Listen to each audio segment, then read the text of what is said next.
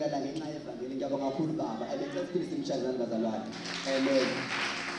Lastly, ngiyacela ukubonga abafowethu nathi sengizonikeza umama.